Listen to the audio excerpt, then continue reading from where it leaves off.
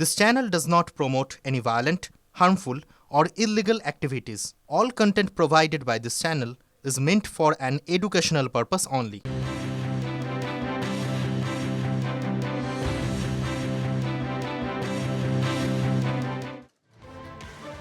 আর এই মুহূর্তে শুরুতেই যে খবরে নজর রাখবো, পাহাড়ে চাকরি দুর্নীতি। আপনাদের জানিয়ে রাখবো 313 জন শিক্ষকের চাকরি বাতিল হলো। এই মুহূর্তে আরো একটা বড় খবরের দিকে আমরা নজর রেখেছি। 313 জন শিক্ষকের চাকরি বাতিলের নির্দেশ বিচারপতি বিশ্বজিৎ বসুর। সিআইডি তদন্ত চলবে জানালেন বিচারপতি বসু। জিটিএ নিয়ন্ত্রণে থাকা এলাকায় বেআইনিভাবে নিয়োগের অভিযোগ ওঠে। মামলা শুরুর দিকে সিআইডি অনুসন্ধানের নির্দেশ দেয় আদালত। শিক্ষকদের বেতন বন্ধ করা উচিত, রাজ্য কেন ভার বহন করবে? মামলায় প্রশ্ন তোলেন খোদ বিচারপতি বসু। আমাদের রাজ্যে হেন কোনো নিয়োগের ব্যবস্থা নেই যেটাতে দুর্নীতি নেই। রাজ্যের সরকার এবং রাজ্য সরকারের সঙ্গে সম্পর্কিত হয়ে যে বা যারা স্কুলের মাস্টারি হোক, পুলিশের নিয়োগ হোক, ফুড ডিপার্টমেন্ট হোক, ফায়ার ব্রিগেড হোক, এমনকি জিটিএ, সেখানে 321 জন না কজনের খারিজ করে দিয়েছে। আমাদের রাজ্যে ফ্রেশ চাকরি আউট, বরং চাকুরি কারা পাবে তার তালিকা নয়, চাকুরি কারা খারিজ হবে তার তালিকা তৈরি করতেই রাজ্য সরকার ব্যস্ত। এটাই তো দস্তুর এখন পশ্চিমবঙ্গে। হ্যাঁ, চাকরি যাওয়াটা দস্তুর, চাকরি পাওয়াটা নয়। চাকরি যাওয়াটাই স্বাভাবিক ঘটনা। হ্যাঁ, চাকরি যাওয়াটা স্বাভাবিক ঘটনা, চাকরি পাওয়াটা খবর এ রাজ্যে। আর এই মুহূর্তে যে খবর পাচ্ছি আমরা, অত্যন্ত বড় খবর, আগামীকাল থেকে দার্জিলিং এ সরকারি এবং সরকারি সাহায্যপ্রাপ্ত প্রায় সব স্কুল বন্ধ। এই মুহূর্তের বড় খবর, আগামীকাল থেকে দার্জিলিং এ সরকারি এবং সরকারি সাহায্যপ্রাপ্ত প্রায় সব স্কুল বন্ধ। অত্যন্ত বড় খবর, স্কুল বন্ধের ডাক দিয়েছে মাধ্যমিক শিক্ষক সমিতি। তারা অভিযোগ করছেন গত 25 বছর ধরে দার্জিলিং এ শিক্ষক নিয়োগে কোনো নিয়ম কার্যকর করা হয়নি। যারা স্বেচ্ছাসেবক তারাই এতদিন স্কুলগুলোতে পড়াচ্ছিলেন, তবে যে স্কুলে পরীক্ষা রয়েছে বা রেজাল্ট বেরোনোর কথা রয়েছে সেখানে তারা এই কর্মসূচি করবেন না। এদিকে এসএসসির ভেরিফিকেশনে আরো দাগির খোঁজ মিলল। হ্যাঁ, ঠিকই শুনছেন, আরো বেশ কিছু দাগির খোঁজ পাওয়া গেছে। সংখ্যাটা আপনাদেরকে দাগিয়ে রাখি, দাগির খোঁজ মিলল 1327 জন। এর মধ্যে অনেকে ভুল তথ্য দিয়ে পাশ করেছিলেন, অনেকে 2016-তে দাগি হওয়ার পরও ফাঁক গলে ঢুকে গিয়েছিলেন। নবম দশমের ইন্টারভিউ প্রক্রিয়া ডেডলাইনের মধ্যে শেষ করতে পারবে না এসএসসি। পুরো প্রক্রিয়া শেষ করতে আগামী বছর সেপ্টেম্বর পর্যন্ত সময় চায় এসএসসি। যদি কেউ এখনো মনে করেন যে তৃণমূল সরকার তারা স্বচ্ছতার সঙ্গে কাজ করবে, তবে আমি তাদের বলি তারা মূর্খের স্বর্গে বাস করেন। আসলে ওদের কৌশলটা হচ্ছে এইসব করে দেরি করাবে, তারপর যেমন সুপ্রিম কোর্টে দরখাস্ত করেছে যে আমাদের একেবারে সেই সেপ্টেম্বর 2026 পর্যন্ত সময় দাও, নির্বাচনটা পার করে দাও। ওদের এই অপকম্মতা নির্বাচনকে পার করবার জন্য ওরা এইসব ইচ্ছে করে দেরি করছে এবং সুপ্রিম কোর্টকে কাঁদুকি গাইছে যে আমরা করতে পারছি না, মামলা হচ্ছে বলে। এই ধরনের একটা দুষ্ট চক্র দুর্নীতিটাকে টিকিয়ে রাখার জন্য রাজ্য সরকার সবসময় তাকে লালন পালন করে যাচ্ছে। দেখেন না, আজকে জিটিএ 300 চাকরি বাতিল হয়েছে দুর্নীতির কারণে, বেআইনি ভাবে নিয়োগ করা হয়েছে। সর্বত্র এরা বেআইনি কাজ করে। এই মুহূর্তে নজর রাখবো ঢাকার দিকে, তার কারণ ঢাকায় ভারত বিরোধী স্লোগান উঠছে মুহুর্মুহু। এই মুহূর্তে ছবি দেখাবো আপনাদের, অশান্ত ঢাকা, সেখানে বন্ধ ভারতীয় ভিসা সেন্টার। আপনাদের জানিয়ে রাখবো নিরাপত্তা সংক্রান্ত কারণে বন্ধ করে দেওয়া হয়েছে ইন্ডিয়ান ভিসা সেন্টার। দূতাবাসে কট্টরপন্থীদের হামলার আশঙ্কা, বাংলাদেশকে সতর্ক করলো ভারত। ভিসা কেন্দ্রে তালা লাগানোর আগে বাংলাদেশের হাই কমিশনারকে তলব করে দিল্লি। রিয়াজ হামিদুল্লাহকে ডেকে দ্বিপাক্ষিক সম্পর্কের যাবতীয় শর্ত স্পষ্ট করে দিল্লি এবং ভারত। তার পাশাপাশি আশা প্রকাশ করেছে যে নিরাপত্তা সংক্রান্ত কোনো অভাবই যাতে ঢাকায় না হয় সেদিকেও যেন নজর রাখা হয়। এই মুহূর্তে বড় খবর, আমাদের প্রতিনিধি জ্যোতির্ময় রয়েছেন আমাদের সঙ্গে। জ্যোতির্ময়, আমরা দেখতে পাচ্ছি একদিকে ভারতীয় দূতাবাসের বাইরে সেখানে বিক্ষোভ আছড়ে পড়ছে, আর অন্যদিকে ভারতের ভিসা সেন্টার ঢাকার যমুনা পার্কে সেটাও বন্ধ করে দেওয়া হলো। কি পরিস্থিতি এই মুহূর্তে ঢাকাতে, কি চলছে বাংলাদেশে? দেখো, শুধুমাত্র রাজনৈতিক নেতাদের বিবৃতি নয় যে ভারতের 7 সিস্টার্সকে ভারত থেকে আলাদা করে দেওয়া হবে এবং সেক্ষেত্রে শিলিগুড়ির করিডোরকে তারা দখল করে নেবে, শুধুমাত্র এই বিবৃতিগুলো নয়, ভারতীয় হাই কমিশনারকে ব্যক্তিগতভাবে থ্রেট দেওয়া হচ্ছিল এবং সেই থ্রেটের প্রেক্ষিতে বাংলাদেশের পুলিশ প্রশাসন যে পদক্ষেপ করেছে, সরকার যে পদক্ষেপ করেছে তা যে যথোচিত নয় তা আজকে বাংলাদেশের হাই কমিশনারকে ভারতের বিদেশ মন্ত্রকের তরফ থেকেই স্পষ্ট। এবং তার পরবর্তী ক্ষেত্রে যে খবরগুলি আসছে সেগুলি যথেষ্ট উদ্বেগজনক।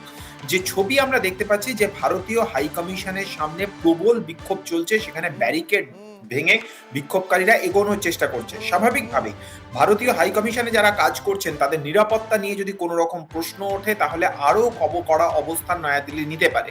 সর্বশেষ খবর যা আমরা এনআইএ সূত্র থেকে পাচ্ছি যে পরিস্থিতির ওপর কড়া নজর রাখা হচ্ছে এবং প্রতি মুহূর্তে ঢাকায় অবস্থিত ভারতীয় হাই কমিশনের সঙ্গে যোগাযোগ রাখছে নয়াদিল্লি। স্বাভাবিকভাবেই পরিস্থিতি অনুযায়ী পদক্ষেপ করা হবে এবং তুমি ঠিক যেমনটা জানালে যে ভিসা সেন্টার বন্ধ করে দেওয়া হয়েছে, স্বাভাবিকভাবেই দুই দেশের সীমান্তে কি পরিস্থিতি দাঁড়াবে, যোগাযোগ ব্যবস্থা আগামী দিনে কোথায় দাঁড়াবে, বাণিজ্য কোন পর্যায়ে দাঁড়াবে তা কিন্তু আগামী কয়েকদিনের ডেভেলপমেন্টের উপরেই একেবারে নির্ভর করবে। অত্যন্ত গুরুত্বপূর্ণ খবর এই মুহূর্তে। জ্যোতির্ময় আমাদের সঙ্গে থাকো, স্ট্র্যাটেজিক এক্সপার্ট শুভাশিস ব্যানার্জি আমাদের সঙ্গে রয়েছেন। শুভাশিস দা, যে ছবি এই মুহূর্তে আমরা ঢাকার ছবি দেখাচ্ছি, সেখানে ভারতীয় দূতাবাসের সামনে ব্যারিকেডে লাথি মেরে ভেঙে ঢোকার চেষ্টা চলছে, ভারত বিরোধী স্লোগান উঠছে, ভারতীয় সংবাদ মাধ্যমের বিরুদ্ধে স্লোগান উঠছে।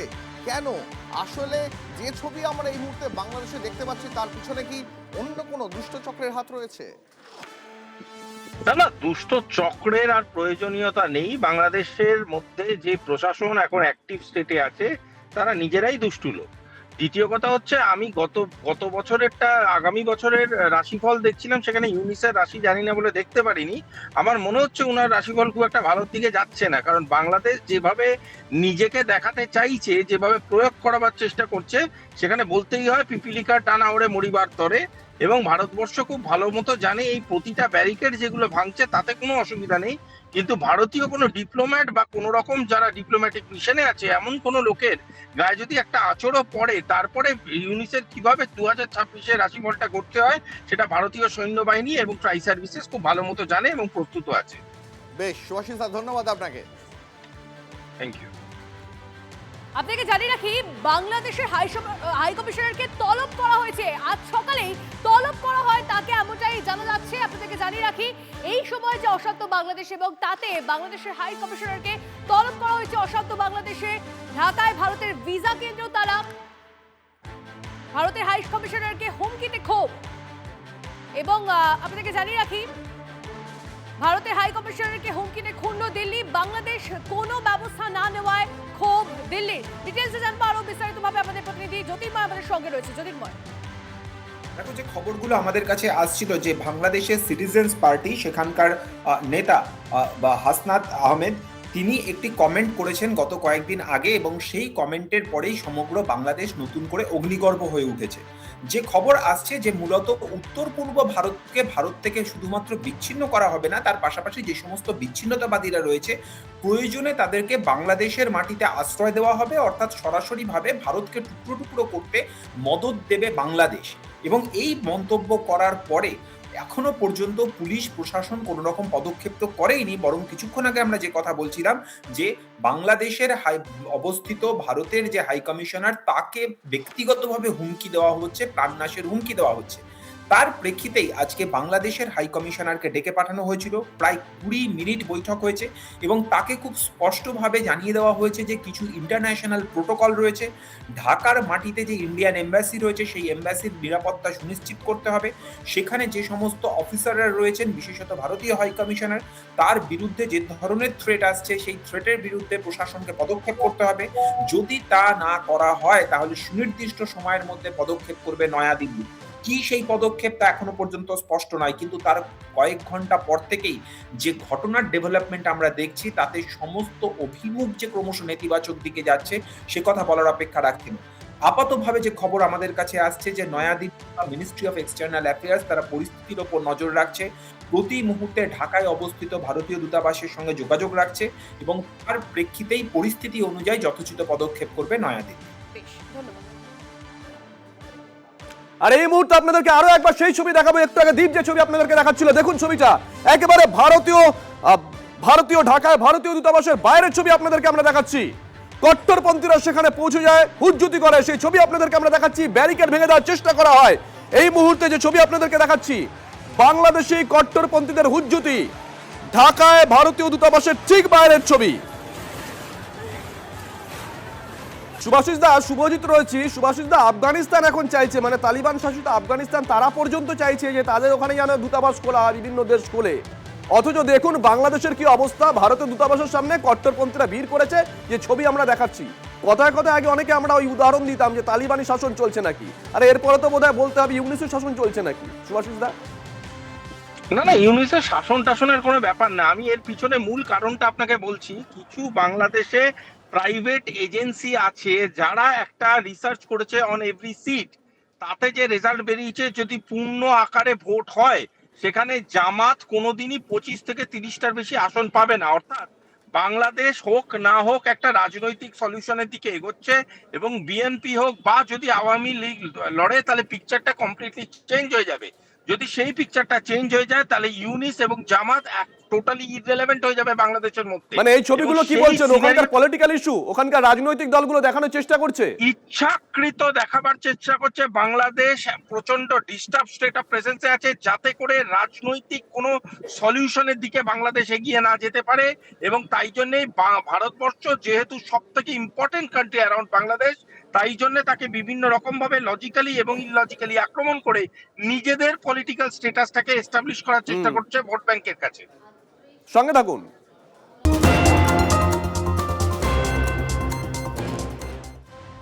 এই মুহূর্তে আরো একটা ব্রেকিং নিউজ দিয়ে আপনাদেরকে, সোনালী খাতুনের সঙ্গে দেখা করবেন অভিষেক বন্দ্যোপাধ্যায়। চলতি সপ্তাহে কালীঘাটে সাক্ষাৎ করার কথা রয়েছে। এই সোনালী খাতুন নিশ্চয়ই আপনাদের মনে রয়েছে, তাকে বাংলাদেশি সন্দেহে পুশব্যাকের অভিযোগে বিতর্কের ঝড় ওঠে। বাংলাদেশের কোর্ট থেকে জামিন পাওয়ার পর প্রায় 6 মাস পর দেশে ফেরেন বীরভূমের বাসিন্দা পরিযায়ী শ্রমিক সোনালী। ঘটনায় বাংলার পরিযায়ী শ্রমিকদের হেনস্থার অভিযোগ কেন্দ্রের দিকে আঙুল তুলে সরব হয় তৃণমূল। সোনালী খাতুনকে, যার বাবার নাম রয়েছে 2002-এর ভোটার লিস্টে ঝাড়খণ্ডে, মায়ের নাম রয়েছে বাংলায় 2002-এর ভোটার লিস্টে, তাকে বাংলাদেশি বলে দাগিয়ে দিয়ে বাংলাদেশে পাঠিয়ে দিয়েছে এই দিল্লি থেকে ধরে দিল্লি পুলিশ, অমিত শাহর অধীনস্থ। সুপ্রিম কোর্ট বলেছে তাকে ভারতীয়, তারপর ফিরিয়ে আনতে বাধ্য হয়েছে। আমি আগামী 2 দিন পরে, আগামী পরশুদিন সোনালী খাতুনের পরিবারের সাথে দেখা করছি, এবং তার পরিবারের সকলের প্রতি আমার সমবেদনা ছিল। আমরা যোগাযোগে ছিলাম, এবং যদি কোথাও এরকম কোনো ঘটনা ঘটে থাকে আমি সবাইকে বলবো যে আপনারা চিন্তা করবেন না, তৃণমূল রয়েছে। এদিকে সংসদ এবং সংসদের বাইরে বেশ কিছু তৃণমূল সাংসদের আচরণে ক্ষুব্ধ অভিষেক বন্দ্যোপাধ্যায়। এমনটাই জানা যাচ্ছে, আপনাদেরকে জানিয়ে রাখি, তৃণমূল সাংসদদের কাজকর্মে ক্ষুব্ধ অভিষেক বন্দ্যোপাধ্যায়। সুদীপ বন্দ্যোপাধ্যায় অনুপস্থিতিতে অভিষেকই এখন তৃণমূলের লোকসভার দলনেতা। একাধিক টিএমসি সাংসদের আচরণে অসন্তুষ্ট অভিষেক। দলকে না জানিয়ে কেন্দ্রীয় মন্ত্রীর সঙ্গে দেখা নয়, সাংসদদের বৈঠকের নির্দেশ অভিষেকের। ভিন দলের নেতার পার্টিতে যেতে হলে জানাতে হবে দলকে। দলীয় সাংসদদের আচরণবিধি বেঁধে দিলেন অভিষেক। সূত্রে খবর, নাম না করে রচনা মহুয়াকে বার্তা অভিষেকের। নবীন জিন্দেলের মেয়ের বিয়েতে নাচের অনুষ্ঠানে যোগ দেন মহুয়া। রেলমন্ত্রীর সঙ্গে দেখা করতে চান রচনা। দলকে না জানিয়েই রেলমন্ত্রীর সাক্ষাৎ চান রচনা। সূত্রে খবর, এই ঘটনায় অসন্তুষ্ট অভিষেক। সংসদে সিগারেট খেয়ে বিতর্কে জড়ান কীর্তি আজাদ। বৈঠকে নাম না করে কীর্তিকেও বার্তা অভিষেকের। আরেকবার আপনাদেরকে জানিয়ে রাখি, টিএমসি সাংসদদের আচরণে ক্ষুব্ধ অভিষেক বন্দ্যোপাধ্যায়। এই মুহূর্তে ব্রেকিং নিউজ দিচ্ছি আপনাদেরকে, সংসদ এবং সংসদের বাইরে বেশ কয়েকজন তৃণমূল সাংসদের কাজকর্মে ক্ষুব্ধ অভিষেক বন্দ্যোপাধ্যায়। সুদীপ বন্দ্যোপাধ্যায়ের অনুপস্থিতিতে অভিষেকই এখন তৃণমূল লোকসভার দলনেতা। একাধিক টিএমসি সাংসদের আচরণে অসন্তুষ্ট অভিষেক। দলকে না জানিয়ে কেন্দ্রীয় মন্ত্রীর সঙ্গে দেখা নয়, সাংসদদের বৈঠকে নির্দেশ অভিষেকের। ভিন দলের নেতার পার্টিতে যেতে হলে জানাতে হবে দলকে। দলীয় সাংসদদের আচরণবিধি বেঁধে দিলেন অভিষেক বন্দ্যোপাধ্যায়। জ্যোতির্ময় আমাদের প্রতিনিধি আমাদের সঙ্গে রয়েছেন। জ্যোতির্ময়, ঠিক কি আচরণবিধি বেঁধে দিয়েছেন অভিষেক বন্দ্যোপাধ্যায়? এখন দলীয় সাংসদের আচরণ নিয়ে, দলীয় শৃঙ্খলা নিয়ে আজকে কড়া বার্তা দিয়েছেন অভিষেক বন্দ্যোপাধ্যায়। দিল্লিতে কয়েকজন তৃণমূল সাংসদ তারা বিভিন্ন পার্টিতে যাচ্ছেন, বিশেষত বিরোধী দল বা বিজেপির নেতা বা সাংসদদের ডাকা পার্টিতে তারা যাচ্ছেন, দলের থেকে কোনো অনুমতি নিচ্ছেন না। কোনো সাংসদকে এক্ষেত্রে মহুয়া মৈত্র নাম করা যেতে পারে, যেহেতু তিনি সম্প্রতি তিনি একজন বিজেপি সাংসদের মেয়ের বিয়েতে তাকে নাচতে দেখা গিয়েছে মঞ্চে। সেই বিষয়গুলি আজকে অভিষেক বন্দ্যোপাধ্যায় বৈঠকে নাম না করে উল্লেখ করেছেন। তিনি কোনো সাংসদের নাম তিনি করেননি, কিন্তু কয়েকজন সাংসদের আচরণে তিনি যে বিরক্ত সেটা তিনি স্পষ্টভাবে বুঝিয়ে দিয়েছেন। সূত্র মারফত যে খবর আমরা পাচ্ছি, যে সম্প্রতি একজন সিনিয়র সাংসদ তিনি শরদ পাওয়ারের জন্মদিনের অনুষ্ঠানে গিয়েছেন এবং সেখানে তাকে আদানির সঙ্গে একসঙ্গে দেখা গিয়েছে। দলের থেকে কোনো অনুমতি তিনি নেননি। কীর্তি আজাদ সম্প্রতি সংসদে ই সিগারেট খাচ্ছিলেন, তা নিয়ে বিতর্ক তৈরি হয়েছে। এই সামগ্রিক বিষয়গুলো নিয়েই অভিষেক উষ্মা প্রকাশ করেছেন এবং তিনি বলেছেন যে কারো ব্যক্তিগত আচরণ বা ইমেজ কখনোই দলের ভাবমূর্তির ঊর্ধ্বে নয়, সেই বিষয়টি সকলকে মাথায় রাখতে হবে। ধন্যবাদ জ্যোতির্ময়। অভিষেক ব্যানার্জি যেরকম দলের কিছু সাংসদের উপর ক্ষুব্ধ, এমনি দলের সব সাংসদ প্রায় অভিষেক ব্যানার্জির ওপর ক্ষুব্ধ। তার মানে তৃণমূলের মধ্যে ধ্বংসাত্মক খেলা জমে উঠেছে। অভিষেক ব্যানার্জি গায়ে মানে না আপনি মোড়ল হতে চান শুধুমাত্র পিসির ভাইপোর জোরে, আর বাকি যারা সাংসদ তারা কেউ ওকে মানতে রাজি। অতএব যত এই জাতীয় অস্কার হিরো দেওয়ার চেষ্টা করবে ততই তৃণমূল কংগ্রেসের অবস্থা আরো করুণ হবে। তৃণমূল কংগ্রেসের মধ্যে যে একটা বিরাট দ্বন্দ্ব কাজ করছে সেটা ধ্বংসেরই একটা পূর্ব লক্ষ্য ছাড়া আর কিছু। সংসদের ভেতরে ই সিগারেট বিতর্কে এবার তৃণমূল সাংসদ কীর্তি আজাদকে আক্রমণ করলেন বিজেপির অমিত মালব্য। হাতের তালুতে ই সিগারেট লুকিয়ে রেখেছিলেন তৃণমূল সাংসদ, পোস্ট করলেন বিজেপির আইটি সেলের প্রধান অমিত মালব্য। একই সঙ্গে মনে করিয়ে দিলেন সংসদের ভিতরে ধূমপান নিষিদ্ধ।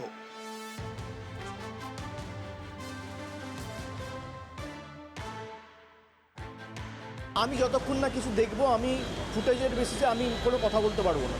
যদি কোথাও কোনো ফুটেজ থাকে আপনারা রিলিজ করবেন, দেখাবেন, দলীয় তরফ থেকে আমরা ব্যবস্থা নেব। কারোর স্পেকুলেশনে আমি কোনো মন্তব্য করতে পারবো না। কোন বিজেপির সাংসদ কোথায় একটা টুইট করে 5 সেকেন্ডের একটা ফুটেজ ছাড়ছে মুখ ঢাকা, তার বেসিসে আমি কোনো কথা বলতে পারবো না। পার্লামেন্টে না কম করে কিছু না হলেও 50 থেকে 100টা ক্যামেরা আছে। আপনি ফুটেজ রিলিজ করবেন, তারপর আমাকে প্রশ্ন করবেন এবং দলীয় স্তরেও আমরা দরকার হলে শোকজ করে ব্যবস্থা নেব। এরকম ঘটনা তৃণমূল কংগ্রেস এনকারেজ করে না। আমরা পার্লামেন্টের যে গরিমা বা পার্লামেন্টের যে মর্যাদা সেটাকে আমরা সবাই রেসপেক্ট করি। পার্লামেন্ট ধূমপান করার জায়গা নয়, অ্যাটলিস্ট হাউসের ভিতরে। স্কুল পরিদর্শককে পাত্তাই দিলেন না তৃণমূল নেতা তথা প্রাথমিক স্কুলের প্রধান শিক্ষক। স্কুলের পড়ুয়াদের জন্য বরাদ্দ সরকারি জামা, প্যান্ট, ব্যাগ, জুতোর হিসাব নিতে গিয়ে অপমানিত হওয়ার অভিযোগ শিক্ষা দপ্তরের আধিকারিকের। স্কুল পরিদর্শকের সঙ্গে অভব্য আচরণের অভিযোগ প্রধান শিক্ষকের বিরুদ্ধে। সমাজ মাধ্যমে ভাইরাল ভিডিও। পূর্ব বর্ধমানের কামনাড়া নিম্ন বুনিয়াদী প্রাথমিক স্কুলের ঘটনায় শোরগোল। প্রধান শিক্ষকের সমালোচনায় মুখর তৃণমূল প্রাথমিক শিক্ষক সমিতি। কোনো আলমারি আপনি আর হাত দেবেন না। না, আলমারি তো হাত দিলে তো ছবি তুলবেন না কোনো। কারণ ছবি তুলতে কেন বান করবেন কেন আপনি? না, ছবি তুলতে পারেন না। কেন? না, স্কুলে এসে ছবি তুলতে পারেন? দেখে নিয়েছেন ঠিক আছে, কিন্তু আপনি দেখে জিজ্ঞেস করতে পারেন এগুলো কি, কিন্তু ছবি তুলতে পারেন না। ছবি তুলতে পারেন না? আচ্ছা, কখনই পারেন না। আপনি যা করেছেন করুন। এই কে তো স্যাররা বললো তুই একটু বার করে দিন। ওকে কেন আমি বলবো? ওরা আমার সন্তান। ওকে কেন? শিক্ষক হিসেবে আছেন এবং যেটা ভিডিওয় দেখা যাচ্ছে সেটা উচিত হয়নি। আর তৃণমূল কখনো এটা বরদাস্ত করে না। এসআই সাহেব গেছেন, সেখানে তিনি শিক্ষক হিসাবে তার যথাযথ মর্যাদাপূর্ণ আচরণ করা উচিত ছিল। নিশ্চয়ই শিক্ষা ডিপার্টমেন্ট, এখানে আমাদের যে প্রাথমিক শিক্ষা সংসদ আছে, এসআই সাহেব বললে নিশ্চয়ই সেটা আইনত হচ্ছে, দেখা হবে, দেখবে।